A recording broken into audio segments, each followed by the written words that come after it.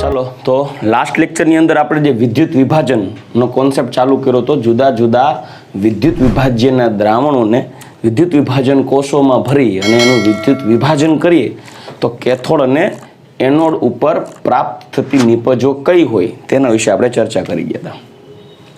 હવે લાસ્ટ લેક્ચરમાં sodium ક્લોરાઇડનું Moulton એટલે કે પીગલિત દ્રાવણ જોઈ ગયા કે એનું વિદ્યુત વિભાજન કરીએ ત્યારે કઈ રીતે નિપજ મળે.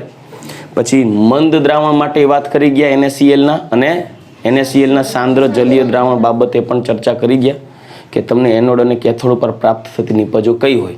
સાંદ્ર જલીય દ્રાવણનું વિદ્યુત વિભાજન ઇમ્પોર્ટન્ટ છે કેમ કે એમાં ઓવર વોલ્ટેજની ઘટના જોવા મળે છે. સેમ ઓવર વોલ્ટેજની ઘટના દર્શાવતું હોય એવું એક એક્ઝામ્પલ આપણે H2SO4ના વિદ્યુત વિભાજન દ્વારા આપણે સમજશું, એ પણ કરશું આપણે એક્સ્ટ્રા. અત્યારે આપણે જોવું છે કોપર સલ્ફેટના જલીય દ્રાવણનું વિદ્યુત વિભાજન. આજની તારીખમાં આપણે વિદ્યુત વિભાજનના કોન્સેપ્ટને રિલેટેડ પોઈન્ટ પૂરો કરી અને ચેપ્ટર બોર્ડ રિલેટેડ પૂરું કરશું આપણે. પછી આ ચેપ્ટરના 2 ટોપિક તોય રહેશે કે જે NCERTમાં છે ખરા પણ બોર્ડમાં નથી. એક વાહકતા કોન્સેપ્ટ અને બીજું બેટરી, જે આપણે એક્સ્ટ્રા કરવાનું છે સિલેબસ પતે ત્યારે. તો હવે આપણે કોપર સલ્ફેટના વિદ્યુત વિભાજનથી મળતી વિદ્યુત ધ્રુવો પરની નિપજો કઈ હશે એ ચર્ચા કરીએ. એના માટે તમે કોપર સલ્ફેટનું વિદ્યુત વિભાજન 2 રીતે કરી શકો. એક, કોપર સલ્ફેટના જલીય દ્રાવણમાં નિષ્ક્રિય વિદ્યુત ધ્રુવો ડૂબાડી અને કોપર સલ્ફેટના જલીય દ્રાવણમાં કોપરના જ સક્રિય વિદ્યુત ધ્રુવોને ડૂબાડીને. તો સૌથી પહેલા આપણે નિષ્ક્રિય વિદ્યુત ધ્રુવો ડૂબાડીએ ત્યારે કેવા પ્રકારનું વિદ્યુત વિભાજન થશે એની ચર્ચા કરીએ.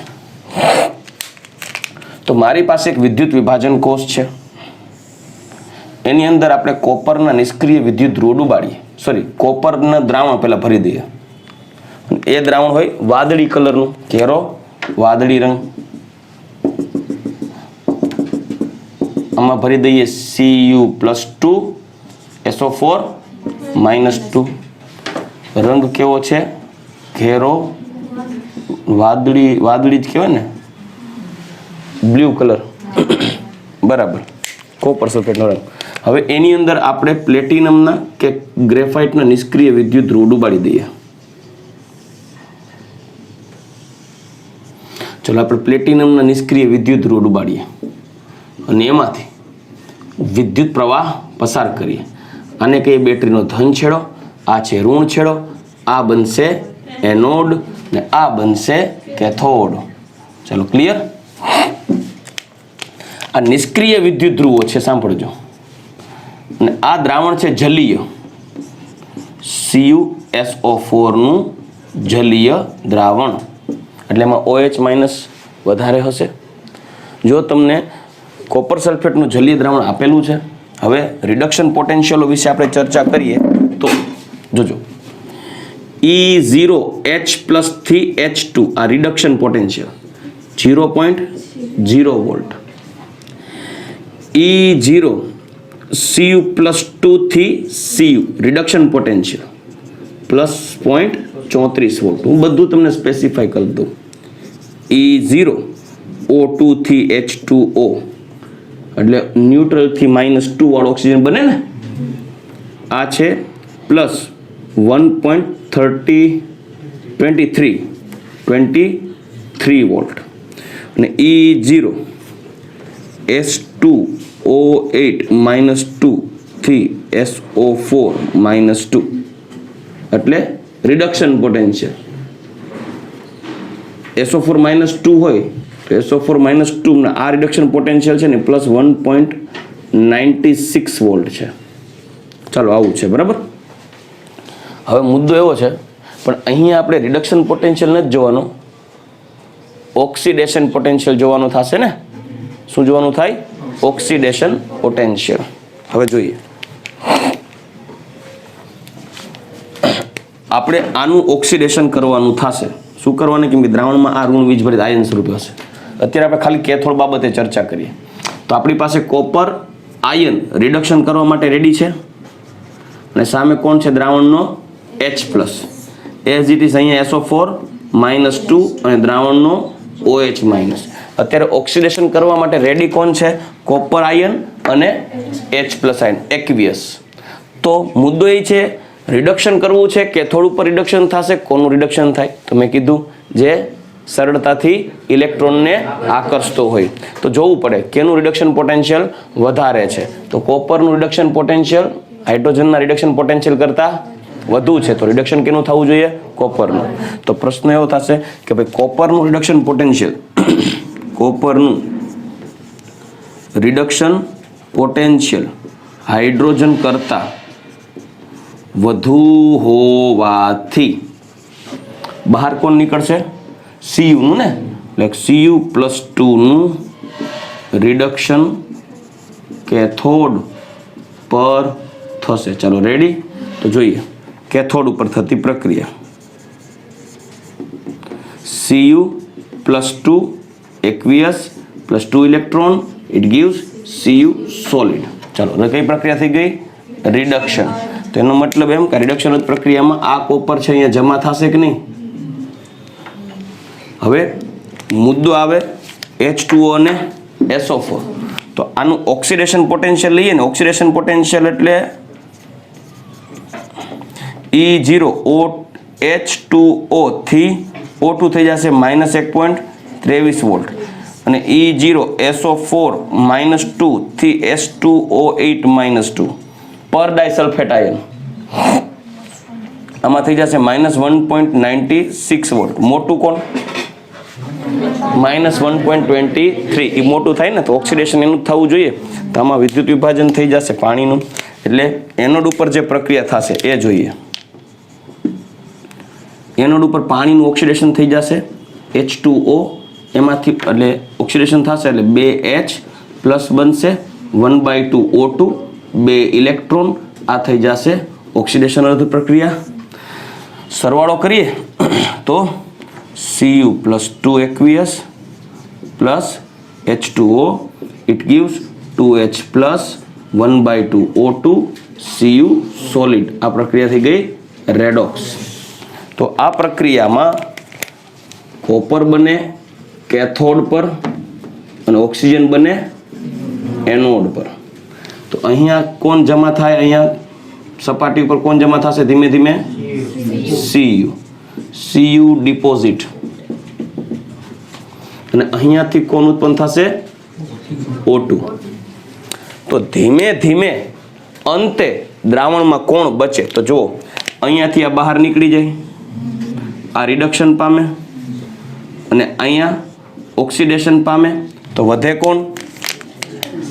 H+ અને SO4 વધે કે નહીં?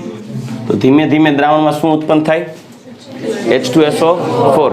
તો જેમ જેમ પ્રક્રિયા આગળ વધશે એમ કોપર સલ્ફેટના જલીય દ્રાવણમાં નિષ્ક્રિય વિદ્યુત ધ્રુવો ડૂબાડી વિદ્યુત પ્રવાહ પસાર કરવામાં આવે તો કોપર છે એ કેથોડ ઉપર જમા થાય અને ઓક્સિજન વાયુ એનોડ ઉપર ઉત્પન્ન થશે.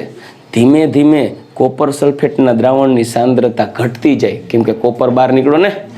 તો કોપર સલ્ફેટના દ્રાવણની સાંદ્રતા ઘટતી જાય તો દ્રાવણનો વાદળી રંગ આછો પડતો જાય અને દ્રાવણની pH ઘટતી જાય. કેમ?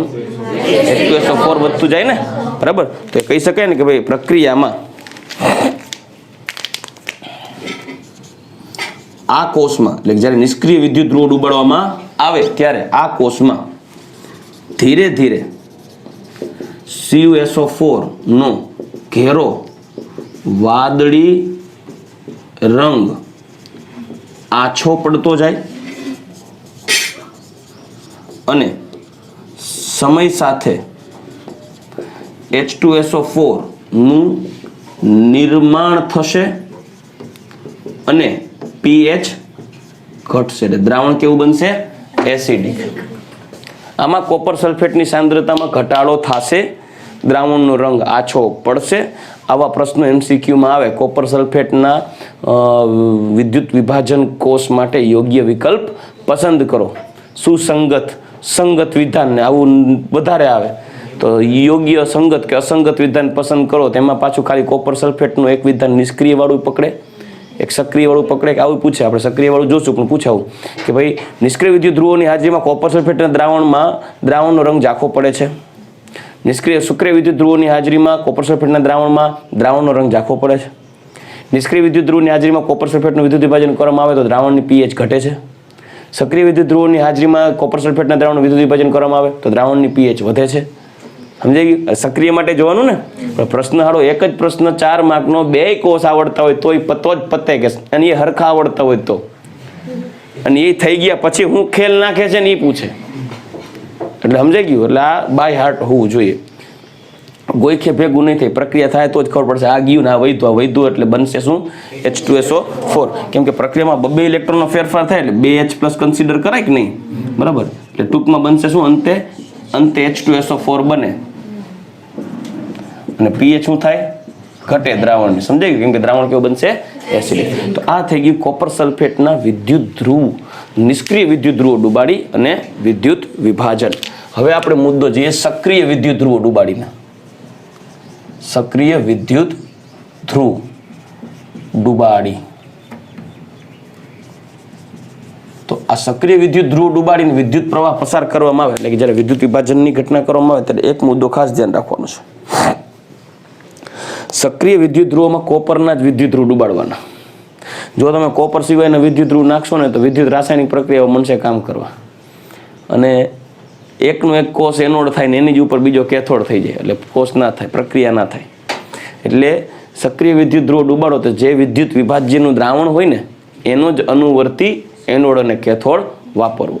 પણ પ્રક્રિયાનો લાભ લેવો હોય, પ્રક્રિયાનો લાભ લેવો હોય તો એમાં સક્રિય વિદ્યુત ધ્રુવો વાપરો તો એમાં એનોડ તરીકે અશુદ્ધ કોપરનો સળિયો વાપરવાનો અને કેથોડ તરીકે શુદ્ધ કોપરનો સળિયો વાપરવાનો. શું કરવાનું એનું ઇન્ટેન્શન એવું શું કરવાનું રાખેલું છે આપણે જોશું.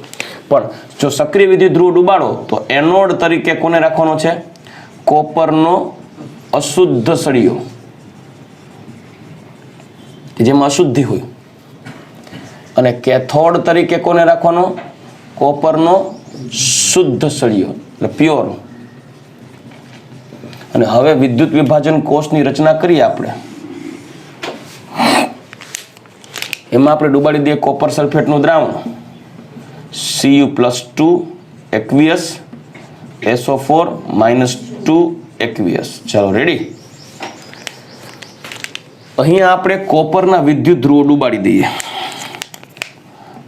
આ કોપરનો વિદ્યુત ધ્રુવ આપણે ડુબાડ્યો છે. સક્રિય વિદ્યુત ધ્રુવ જે અશુદ્ધ સળિયો છે, જેની અંદર અશુદ્ધિઓ રહેલી છે. આ અશુદ્ધિ છે, ઇમ્પ્યુરિટી માની લઈએ. ખરેખર ડીપ આખો કરવાનો હોય, આપણે થોડોક જ કરું છું. અને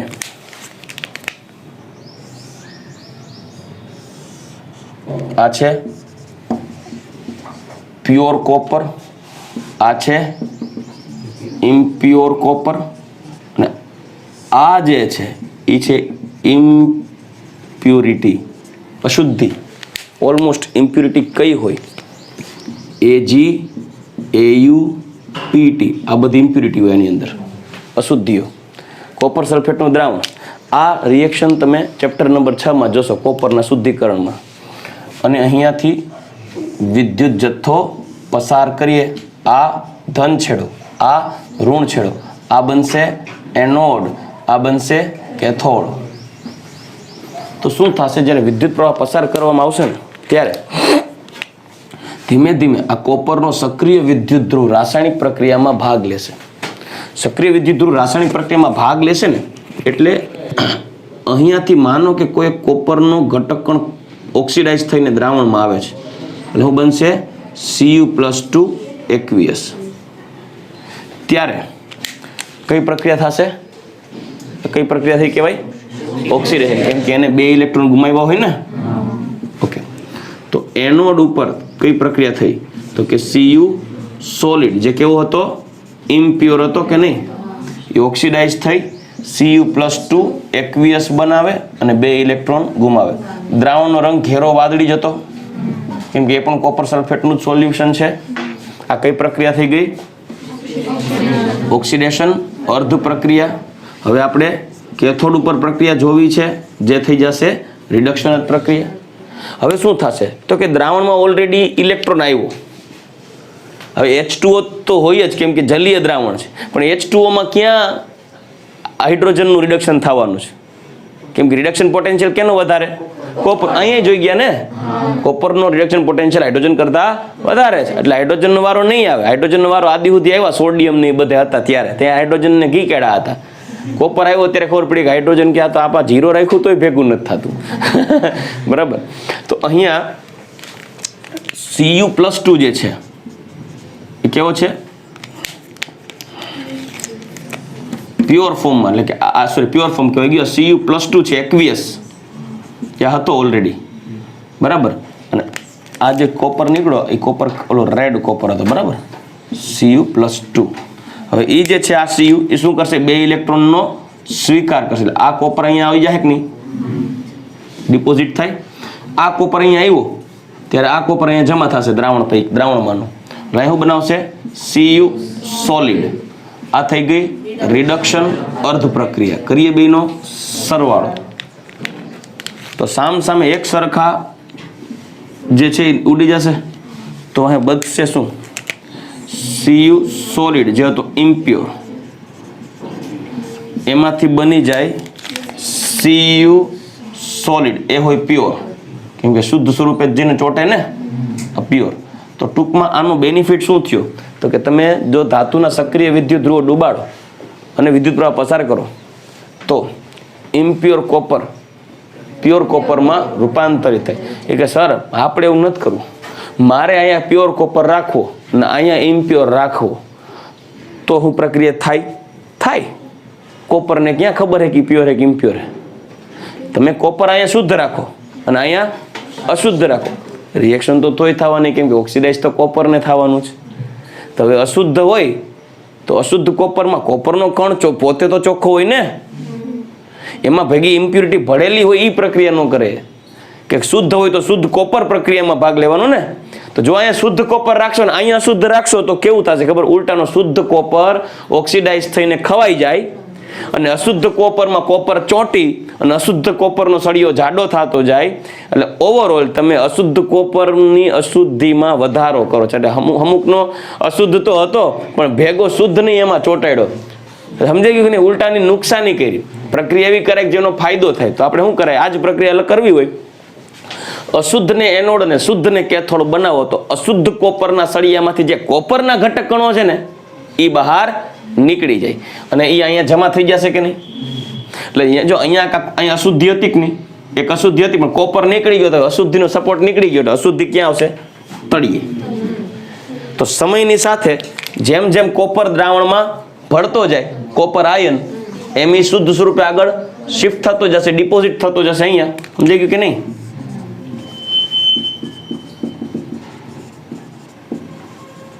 તો ધીમે ધીમે શું થશે? આ સળિયો ખવાઈ ગયો. આ સળિયો જેવો ખવાતો જશે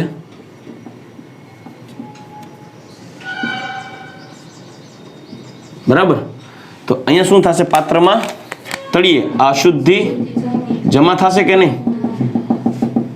આવું થઈ ગયું ને? આને કહેવાય એનોડ પંક અથવા એનોડ મડ એટલે ગારો, અને એનોડ મડ કહેવાય, એનોડ પંક, કે જેમાં આવી શુદ્ધ ધાતુ. તમે કદાચ ભવિષ્યમાં આવું કોઈ પ્લાન્ટ કરો કોપરના પ્યોરિફિકેશન, આ ગારો મારી ઘરે ખટારો ભરીને ઠલવી જાજો, હું તમે ચિંતા ન કરતા. હું સ્વચ્છ ભારત અભિયાનમાં માનું છું. આ ગારો ન સાચવતા, તમારે નાખવાનું કષ્ટી પડે મારી ઘરે ઠલવી જાજો, મને કોઈ વાંધો નથી, હું સાચવી લઈશ, તમે હેરાન ન થવા જોઈએ. કેમ કે આ ગારામાં હોનું ચાંદી જોઈએ. આપણે એમ આ નથી કરવું, આના હાટુથી ના કરવું જોઈએ. પણ ખરેખર એવું ન હોય, આના માટે થઈને આ પ્રોસેસ ન કરવાની હોય, કેમ કે આની અંદર અશુદ્ધિ એટલી હોય કે તમને આમાંથી આને ગોલ્ડ, પ્લેટિનમ અને સિલ્વરને સેપરેટ કરીને છૂટા પાડીને વેચવા જાવ ને એટલા રૂપિયા મળે ને, એના કરતાં તો આ ઘટના મોંઘી પડી હોય. એટલે એક બાય પ્રોડક્ટ છે. આનો ફાયદો શું થાય કે આને કદાચ તમે સેપરેટ કરીને વેચવા જાવ તો આપણને થોડા ઘણા રૂપિયા મળે તો આપણા ખર્ચામાં થોડીક ઘટ આવે, ખર્ચો બચે. તમને એમ થાય સર આમાં શું આવી લેસ જેને કહેવાય રિએક્ટિવ, ઓછી સક્રિય, કોપર કરતાં ઓછી સક્રિય ધાતુની જ ઇમ્પ્યુરિટી હોય. ઓલમોસ્ટ કોપરમાં ગોલ્ડ, સિલ્વર અને પ્લેટિનમ જેવી જ અશુદ્ધિઓ હોય, પણ ઇન કેસ માની લ્યો કે કોઈ કોપર કરતાં પણ સક્રિય ધાતુ આવશે તો ઈ તળિયે નહીં બેસે. કેમ કે કોપર કરતાં સક્રિય ધાતુ હોય તો કોપરની મોર તો ઈ ભાગે ને, તો તમને એમ થાય સર મારી પાસે માની લો આ જ ઘટના કરું છું, બરાબર, આપણે આ જ ઘટના કરીએ છીએ, અહીંયા CuSO4 છે, માનો કે અહીંયા ઝીંકની અશુદ્ધિ ગુડાણી છે ભેગી. જો ઝીંકની અશુદ્ધિ હોય, માનો કે ઝીંકની અશુદ્ધિ છે અને ઝીંકની અશુદ્ધિ હોય તો કોપરનો ડાર્યો ન આવે. એ કે બાપા ઉભા હોય ને આવતી છોકરા પડમાં ના આવે. સમજાઈ ગયું કે નહીં? હું પેલા ઓક્સિડાઇઝ થાય, હું અંદર જઈને જોઈ આવું કોપર વ્યવસ્થિત માણા છે કે નહીં. એટલે ખરેખર ઓક્સિડાઇઝ થઈને કોણ આવે બહાર? ઝીંક, Zn+2. તો કે સર તો વળી લોચો નહીં થાય, સામે ઇમ્પ્યોર કોપર જ મળે ને? ના, દ્રાવણમાં Zn+2 આવ્યો, ઓલરેડી Cu+2 છે. રિડક્શન તો એનું જ થાય જેનું રિડક્શન પોટેન્શિયલ ઊંચું હોય. તો રિડક્શન પોટેન્શિયલ તો કોપરનું જ ઊંચું. કદાચ આમાં ઝીંક જેવી સક્રિય ધાતુની અશુદ્ધિ હોય ને તો દ્રાવણમાં ભળે, પણ રિડક્શન પામીને કેથોડ ઉપર જમા નહીં થાય. એટલે આ પ્રક્રિયાનો ફાયદો હોય કે ગમે એવી અશુદ્ધિ હોય ને, સક્રિય હશે તો દ્રાવણમાં આયન સ્વરૂપે પડી રહેશે, નિષ્ક્રિય હશે તો ગારો થઈને નીચે આવશે, પણ સામેની બાજુ માત્ર કોપર જ જમા થાય. એટલે આ સૌથી બેસ્ટ 99.99% પ્યોરિટી આનાથી મળી શકે, કોપરની. એટલે કોપરના શુદ્ધિકરણની પ્રક્રિયા આના દ્વારા કરી શકાય. લો રેડી? એટલે કદાચ તમારા મગજમાં પ્રશ્ન થાય સર નિષ્ક્રિય વિદ્યુત ધ્રુવો હોય તો તળિયે બે, માનો કે સક્રિય વિદ્યુત ધ્રુવ હોય તો પ્રશ્ન ન થાય તો વેલ એન્ડ ગુડ, ગરકી જાય, પરીક્ષા વહી જાય, ખબર ન પડે.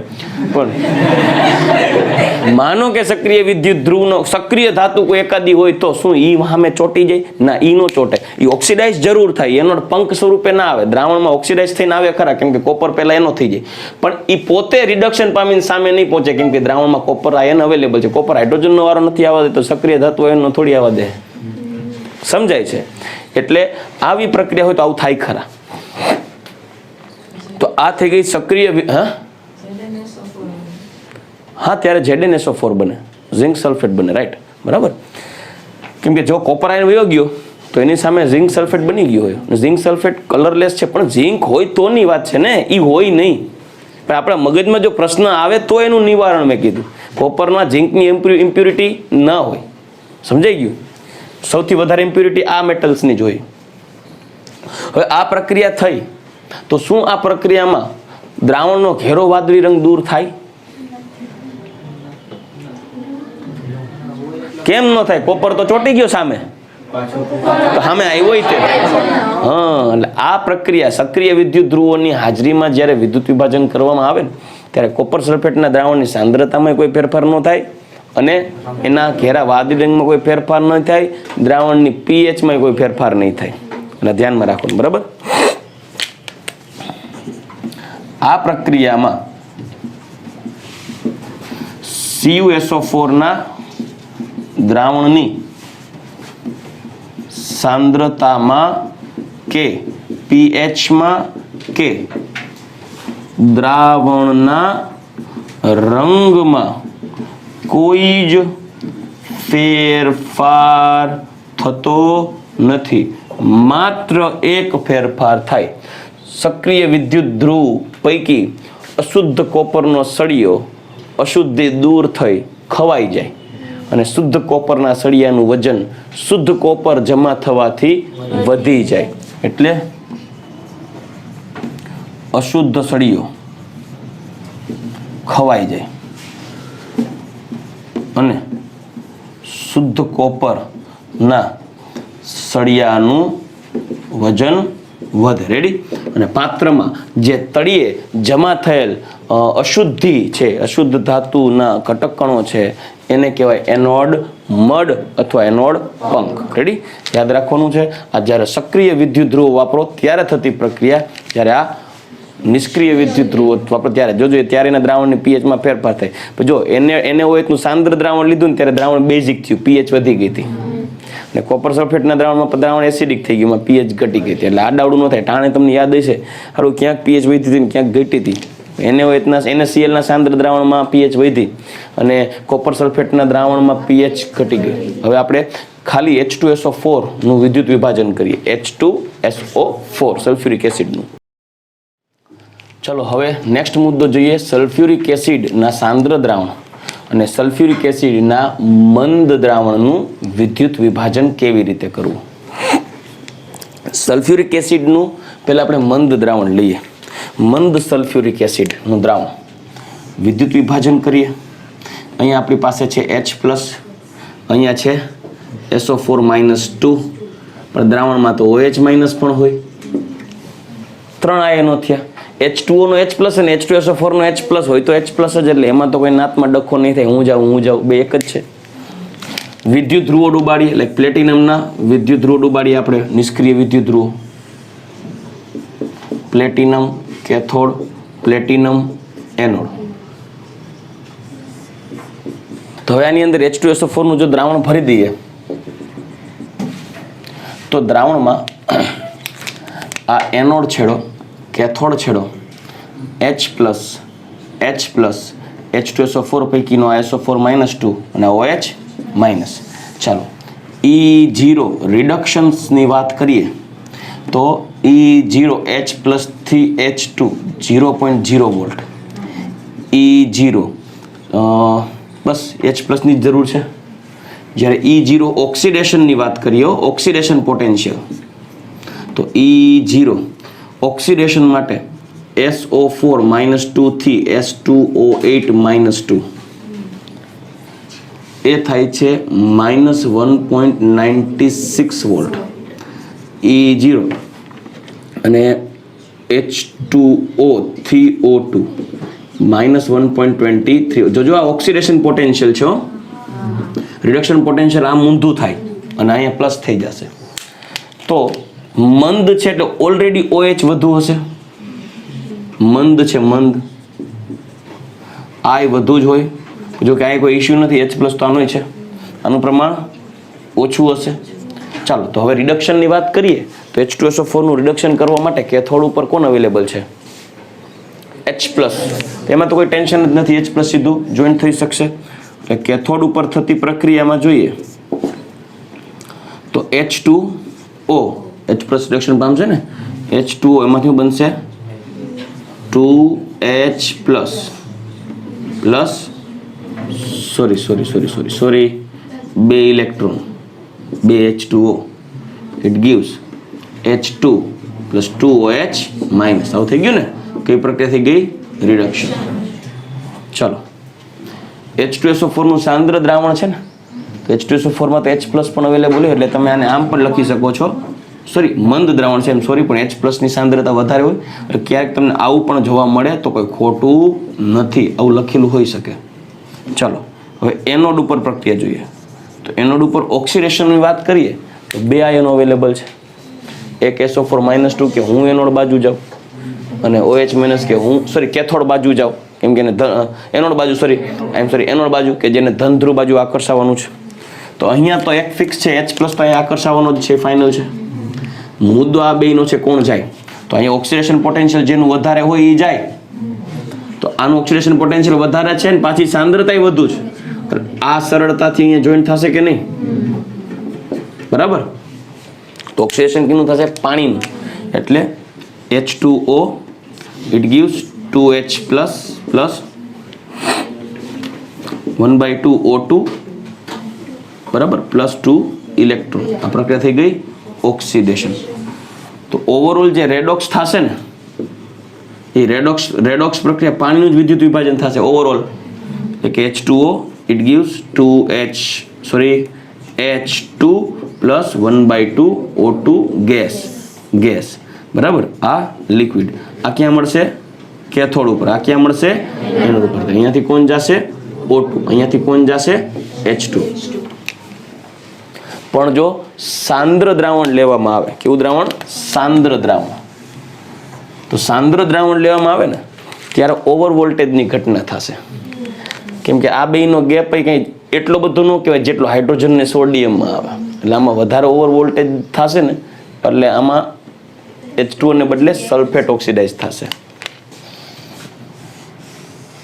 એટલે આમાં તમે નિષ્ક્રિય વિદ્યુત ધ્રુવો ડુબાડી અને વિદ્યુત પ્રવાહ પસાર કરો. એનોડ, કેથોડ, PT, H2SO4 સાંદ્ર લઈએ તો જોજો H+, aqueous એ પાણીના સંદર્ભે, OH માઇનસ એકવીસ આનો જથ્થો ઓછો હોય અને SO4 માઇનસ 2 આનો જથ્થો વધુ હોય. બે વચ્ચે ઓક્સિડેશન પોટેન્શિયલનો ડિફરન્સ એટલો બધો નથી. અને પાછું નો ડાઉટ OH નું જ ઓક્સિડેશન થવું જોઈએ એનોડ ઉપર. OH નું ઓક્સિડેશન થવા માટે એની સાંદ્રતા ઓછી પડે છે. એટલે બજારમાં એમાંનો ફોન લેવા ગયા પણ ઓન દેવા માટે એક્સ્ટ્રા રૂપિયા દેવા પડશે, તો વધારે વોલ્ટેજ નાખવો પડશે. એ ઘટનાનો ઓવર વોલ્ટેજ કહેવાય. ઓવર વોલ્ટેજને ઘટનાને કારણે OH ને બદલે પહેલા ડિફરન્સ ઓક્સિડેશન પોટેન્શિયલમાં ઓછો હોવાથી OH ને બદલે સાંદ્ર સલ્ફ્યુરિક એસિડ લેવામાં આવે તો SO4 માઇનસ 2 ઓક્સિડાઇઝ થઈ જાય. રેડી? તો આ વધુ હોવાથી ઓવર વોલ્ટેજને કારણે નીકળે આવો જોયા ને, સમજાય કે નહીં? લેવા ગયા હોય એમાં જ વધારે રૂપિયા એમાં હાટું જ દેવા પડે, પણ લઈને આવી iPhone 6 છે. સમજાઈ ગયું કે નહીં? એની જેમ ઓવર વોલ્ટેજની ઘટનાના માટે લાગુ પડે, પણ નીકળ્યા ઓવર વોલ્ટેજને લીધે એટલે કેનામાં OH માઇનસ ના, બરાબર ને, ઓછી સાંદ્રતા હોવાથી ઓવર વોલ્ટેજને લીધે SO4 માઇનસ 2 નું ઓક્સિડેશન થશે. રેડી? જો ભાઈ હજી કહી દઉં, ગઈકાલે જે લોકો નહોતા એને ઓવર વોલ્ટેજની ઘટના આવડતી હોય તો જ આ થાય. એટલે ઓવર વોલ્ટેજની ઘટના જોવા માટે વિડીયો જોવો જરૂરી છે, બરાબર? નહીંતર એમ થાય કે એમઆઈના ફોનની ને આઈફોનની વાતું કરે છે ને ઘટના ઓવર વોલ્ટેજની છે એટલે ગાડી ગોટે ચડે. તો ઓવર વોલ્ટેજની કારણે SO4 નું ઓક્સિડેશન થશે. પણ ચાલો કેથોડ ઉપર રિડક્શન પ્રક્રિયા તો લઈએ. કેથોડ ઉપર થતી પ્રક્રિયા કઈ? તો કે કોનું H+ નું થશે ને, H+ ડાયરેક્ટ લખી નાખું. 2H+ plus 2 electron, it gives H2 gas. આ પ્રક્રિયા થઈ ગઈ રિડક્શન અર્થ પ્રક્રિયા. એનોડ ઉપર કઈ પ્રક્રિયા થાય? તો જોજો, એનોડ ઉપર પ્રક્રિયા આવી થશે. તમારી પાસે હોય ઓક્સિડેશન થવાનું છે ને, S double bond O O minus O minus, એટલે આવા H+ છે.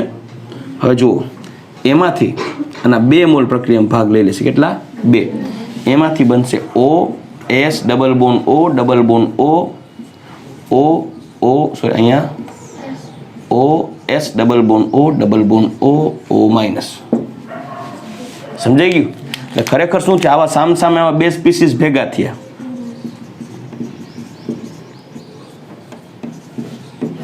બે સલ્ફેટ આયન ભેગા થયા. સમજાઈ ગયું? Minus minus minus minus. હવે અહીંયાથી શું થશે? આ 2 ઇલેક્ટ્રોન લૂઝ કરી દેશે, છોડી દેશે, અને આ 2 વચ્ચે બોન્ડ બની જાય. જો થઈ ગયું, રિલીઝ શું થઈ ગયા? 2 ઇલેક્ટ્રોન. આ થઈ ગયું H2O8 માઇનસ 2.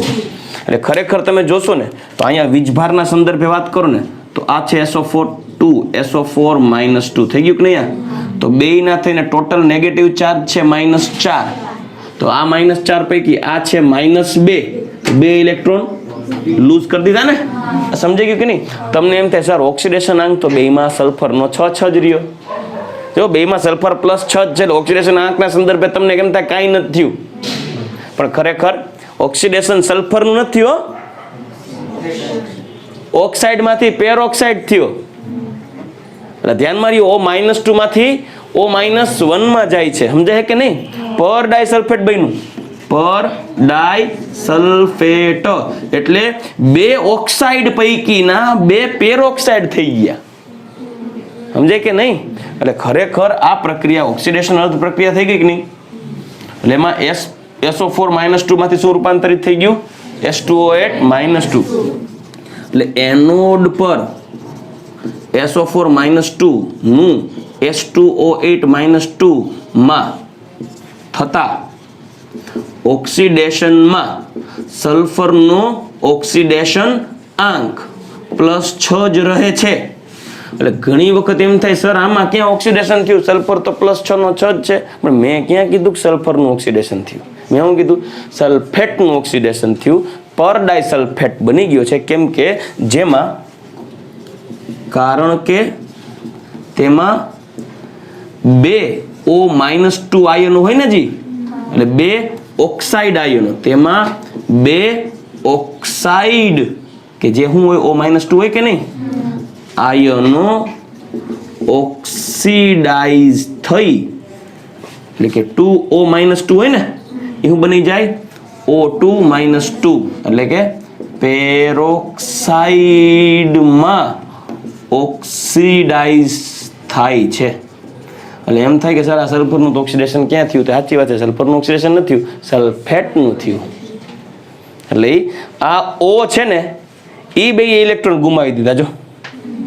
એટલે સલ્ફરનું નથી, મગજમાં રાખવું. આમાં ઓક્સિજન પાણી હતું તો ઓક્સિજનનું જ થતું હતું, અને સલ્ફેટ છે તો એમાં થયું ઓક્સિજનનું જ. ફરક કેટલો છે, પાણીમાં ઓક્સિજનનો O બે ઇલેક્ટ્રોન ગુમાવીને O2 ન્યુટ્રલ થઈ ગયો, જ્યારે આમાં બે O એક ઇલેક્ટ્રોન ગુમાવીને બે સામસામા જોઈન્ટ થયા. બેમાં ફરક, ઓમાં પાણીમાં એકલો O બે ઇલેક્ટ્રોન ગુમાવી દે, અને આ સલ્ફેટમાંથી પરડાઈ સલ્ફેટમાં બે O ભેગા થઈને એક ગુમાવીને જોઈન્ટ થયા. આ સમજાય કે નહીં?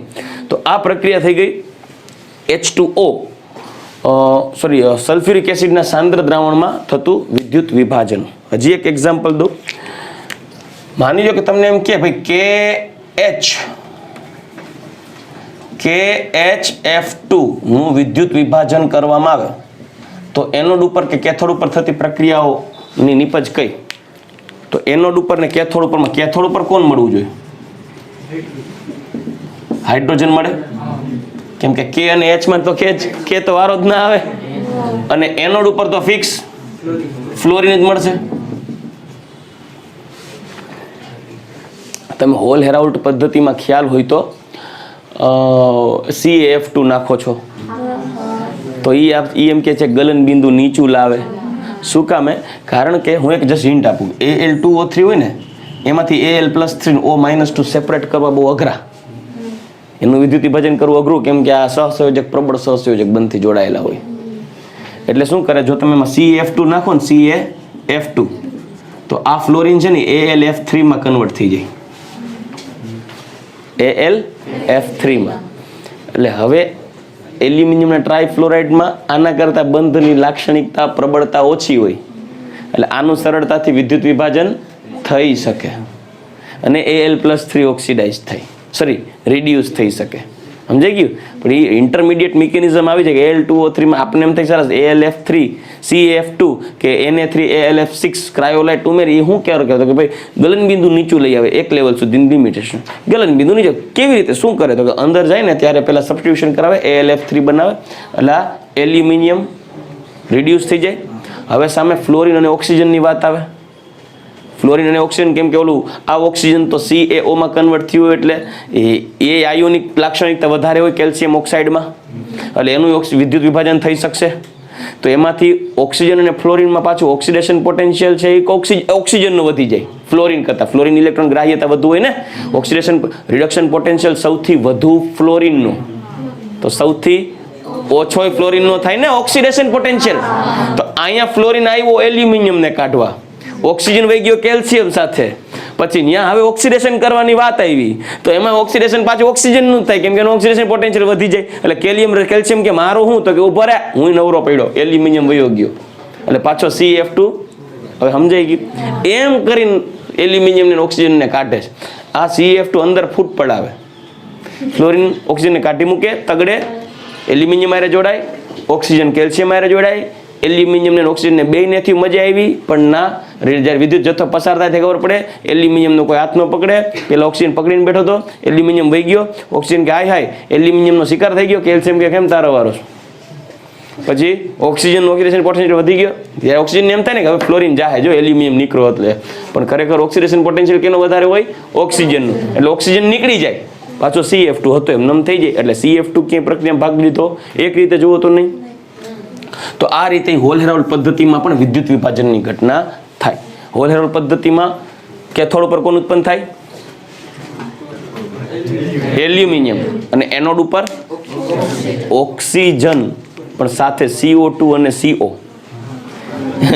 કેમ કે એ ઓક્સિજન એટલા ઊંચા તાપમાન ઉત્પન્ન થાય છે કે કાર્બનના સળિયાને પ્રક્રિયામાં ભાગ લેવડાવીને CO2 માં પ્રોડ્યુસ થાય. તો એ સળિયો વિદ્યુત ધ્રુવને કારણે પ્રક્રિયા નથી કરતો ભાગ, એ નિષ્ક્રિય વિદ્યુત ધ્રુવ છે. એ તો ઓક્સિજન ખૂબ જ ઊંચા તાપમાને રિડ્યુસ થાય છે, એટલે કે રિલીઝ થાય છે ઓક્સિડાઇઝ થઈને, અને સળિયો ઊંચા તાપમાને ગરમ કરેલો હોય એટલે પરિણામે કાર્બન એક્ટિવ થયા હોય એટલે ઓક્સિજન સાથે પ્રક્રિયા કરી અને CO2 માં રૂપાંતર થાય. રેડી? તો ફાઇનલી અહીંયા આપણે વિદ્યુત વિભાજનની પ્રક્રિયા પૂર્ણ કરી અને આ ચેપ્ટરને અહીંયા પૂર્ણ કરીએ છીએ. પણ આ ચેપ્ટરના જેટલા દાખલા છે સ્વાધ્યાયને રિલેટેડ, સ્વાધ્યાયના દાખલા કે વિદ્યુત વિભાજનના ટોપિકને રિલેટેડ, એ આપણે હવે નેક્સ્ટ લેક્ચરમાં ચાલુ કરશું. રેડી? ઓકે.